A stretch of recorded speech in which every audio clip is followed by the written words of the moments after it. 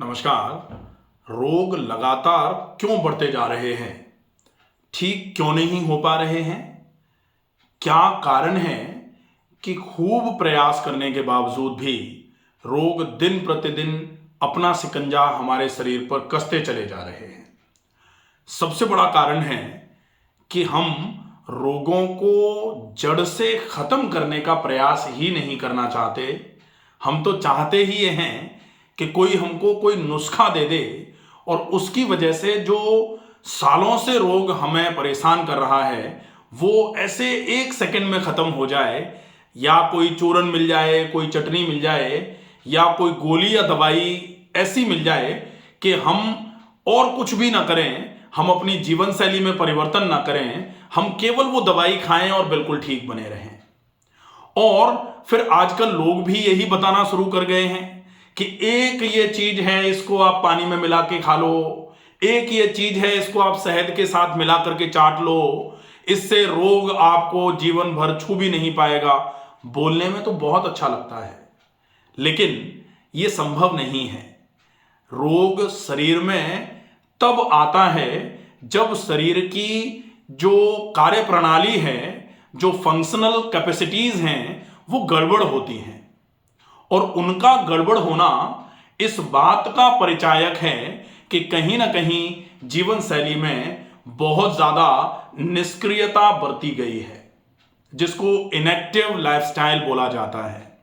तो inactive lifestyle की वजह से अगर कोई बीमारी आई है, अब बीमारी में बहुत सारे बुद्धिजीवी वर्ग के लोग ये कह सकते हैं कि इनएक्टिव लाइफस्टाइल की वजह से क्या, अगर मान लो किसी को एक्सीडेंटल ट्रॉमा हो गया, एक्सीडेंट हुआ और उसकी वजह से कमर में चोट लग गई, एक्सीडेंट हुआ और हड्डी टूट गई, तो इनको ये जो है ट्रॉमेटिक इंजरीज बोली जाती हैं, एक्सीडेंटल ट्रॉमाज इनको बोला जाता है। ये ऑल ऑफ सडन एकदम से आ सकते हैं। इनका मैनेजमेंट आप तुरंत प्रभाव से जहां जैसे करना चाहें वैसे करें, लेकिन जो बीमारियां आज हमारे शरीर को सबसे ज्यादा नुकसान पहुंचा रही हैं वो ऐसी वाली एक्सीडेंटल ट्रॉमाज नहीं है। वो क्या है? वो है फैटी लिवर हो गया, आंतों में सूजन आ गई, शुगर हो गई है, बीपी बढ़ा हुआ है, किडनी खराब हो रही है, लिवर खराब हो रहा है, या फिर हार्ट में ब्लॉकेज आ रहे हैं। ये कोई ऐसा थोड़ी होता है कि सवेरे तक तो बिल्कुल सब कुछ ठीक था लेकिन शाम को हार्ट में ब्लॉकेज आ गया, या सवेरे तक तो लिवर बिल्कुल ठीक ठाक चल रहा था लेकिन एकदम से लिवर सिरोसिस हो गई। ऐसा नहीं होता है। अगर हमको ऐसा लग भी रहा हो तो ऐसा कतई नहीं होता है। आप इस बात को गांठ बांध कर रख लीजिए। तो फिर बीमारियों का मूल कारण क्या है? और अगर हम बीमारियों के मूल कारण को खत्म किए बिना बीमारी से बचना चाह रहे हैं या बीमारी को दूर करना चाह रहे हैं तो ये सिर्फ भ्रम है, ऐसा हो नहीं सकता। क्योंकि कहावत कही जाती है कि अगर जड़ को छोड़ दिया जाएगा और टहनियों को कुतरा या काटा जाएगा, छांटा जाएगा, तो फिर पेड़ घना ही होगा, कटेगा या हटेगा नहीं वहां से।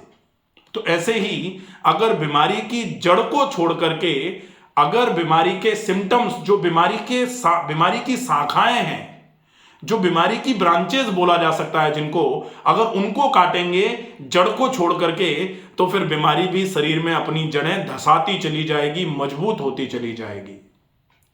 इसलिए इसको कई लोग इसको ज्ञान समझते हैं कि ये तो ज्ञान नहीं, हमको तो ये बताओ कि कैसे ठीक करें बीमारी को। तो बीमारी को ठीक करने के लिए आपको हर बीमारी की जड़ जो है, आयुर्वेद में तो हर बीमारी की एक ही जड़ मानी गई है। कहा गया है सर्वेषां रोगाणां निदानम कुपितः मलः, कि सारे के सारे रोगों का सिर्फ एक निदान है, एक डायग्नोसिस है। और वो डायग्नोसिस क्या है? कुपितः मलः, मल का कुपित होना। मल होना तो जरूरी है क्योंकि शरीर की परिभाषा ही है दोष धातु मल मूलम ही शरीरम। मल तो होना चाहिए, लेकिन अगर मल कुपित होना चालू हो जाएगा तो वो फिर शरीर में रोग पैदा करने का काम करेगा। और ये कोई कहानियां नहीं है, ये कोई फालतू का ज्ञान नहीं है, इसको आपको समझना ही पड़ेगा अगर आप अपने शरीर में से रोगों को हमेशा के लिए खत्म करना चाहते हैं, अगर आप रोगों से हमेशा के लिए निजात पाना चाहते हैं।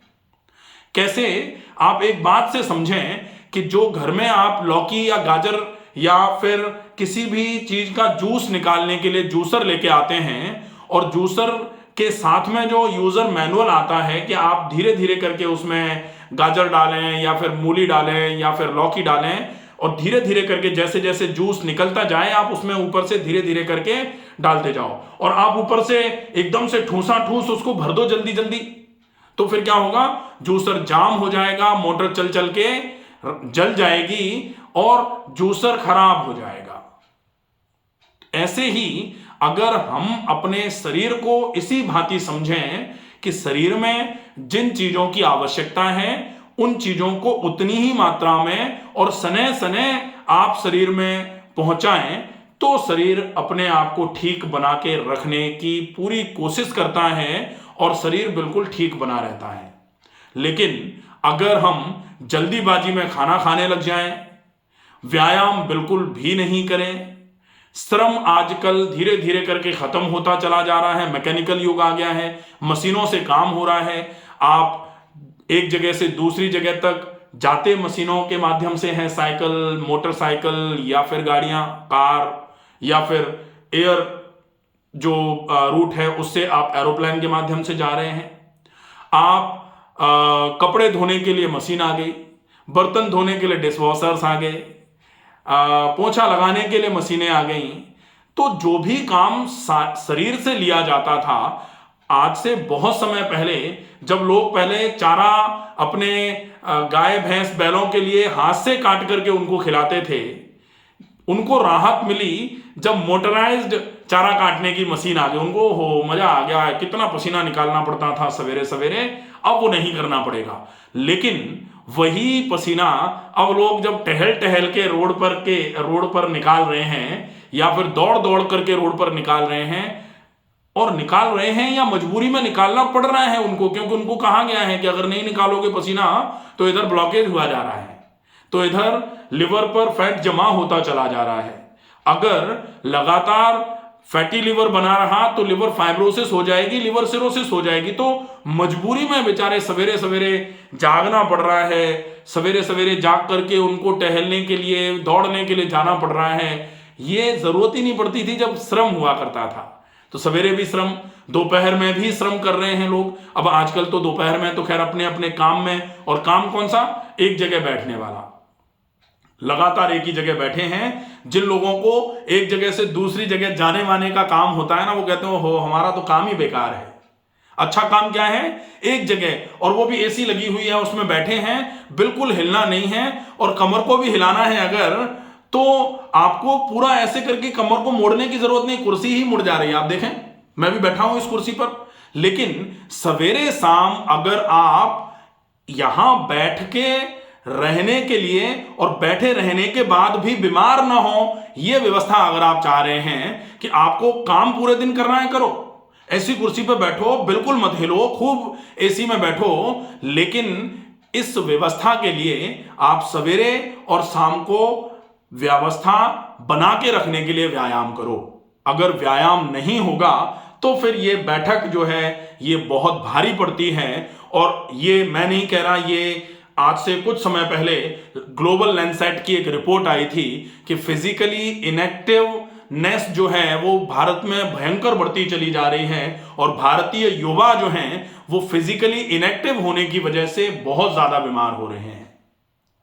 तो फिजिकली इनएक्टिवनेस का मतलब है कि आप व्यायाम नहीं कर रहे हैं और श्रम आपके पास है नहीं, श्रम का काम ही नहीं है। तो कैसे भी करके अगर आपको बीमारियों को दूर करना है तो आपको अपने शरीर में जमते हुए मल की वजह से जो मल विकृत हो रहा है, दूषित हो रहा है, कुपित हो रहा है, उसको खत्म करो और अच्छा खाना खाओ और रेगुलर व्यायाम करो, तनाव मुक्त जीवन जियो, सवेरे जल्दी जगो, रात को जल्दी सो जाओ। इन सारे नियमों का पालन करेंगे अगर हम, तो फिर बीमारियां धीरे धीरे करके शरीर में अपनी जड़ें कमजोर उनकी होना चालू हो जाएंगी और एक समय आएगा कि जड़ें इतनी कमजोर हो जाएंगी कि थोड़ा सा भी हवा का झोंका आएगा और बीमारी शरीर से बाहर। और थोड़ा सा वो हवा का झोंका क्या होगा, थोड़ा आपका और एफर्ट, आपने ये सारी चीजें करना शुरू कर दिया, ये चेंजेस कर लिए जीवन शैली में, थोड़ा अच्छा एफर्ट डाला कि बीमारी शरीर से बाहर आ जाएगी। ठीक है, जैसे होता है ना कि किसी पेड़ को अगर आपको उखाड़ना है तो उसकी जड़ अगर काट दो, धीरे धीरे करके जड़ अगर उखाड़ ली तो फिर पेड़ को थोड़ा सा हिलाओगे वो निकल के बाहर आ जाएगा। ठीक है, लेकिन जड़ अगर जमी हुई है बहुत गहरी, फिर आप उसको हिलाते रहो, आपको पसीना आता रहेगा, पेड़ हिलेगा भी नहीं। ठीक ऐसा ही आपके रोगों के साथ हो रहा है। तो प्लीज इन सब चक्करों में ज्यादा ना पड़ें कि कोई आपको कोई एक ज्ञान दे देगा या कोई आपको ऐसे दबा देगा या कोई आपको ऐसे चटका देगा, उससे आपके रोग ठीक हो जाएंगे। अगर थोड़ा बहुत आराम होगा भी तो सिर्फ क्षणिक आराम होगा। आपको अपनी जीवन शैली में जरूर चेंजेस करने पड़ेंगे, चाहे वो किसी भी बीमारी को लेकर हो। डायबिटीज एक ऐसी बीमारी है जिसमें आप अगर अपनी जीवन शैली में थोड़े बदलाव कर लेते हैं, थोड़ा व्यायाम, थोड़ा सा डाइट का अच्छा फॉलोअप कर लेते हैं, बीमारी बिल्कुल खत्म हो जाती है। लेकिन डायबिटीज को आज माना जा रहा है कि इतना बड़ा रोग है कि ठीक ही नहीं होता। कई लोग, आज तो हजारों नहीं लाखों लोग ऐसे हैं जो डायबिटीज से अपने आप को बिल्कुल पूरे तरीके से मुक्त कर चुके हैं। डायबिटीज का सिकंजा जो उनके शरीर पे कसता जा रहा था वो ढीला हो चुका है। डायबिटीज अब उनको परेशान नहीं कर रही है, बिल्कुल ठीक है, और जीवन शैली में परिवर्तन करने के माध्यम से। तो प्लीज आप जीवन शैली में परिवर्तन जरूर करें, धीरे धीरे करके आपके किसी भी रोग से आपको निजात मिलना चालू हो जाएगी। आशा है ये वीडियो आपको पसंद आएगा। ज्यादा से ज्यादा लोगों तक इस वीडियो को पहुंचाएं। स्वस्थ रहिए, सुरक्षित रहिए। धन्यवाद।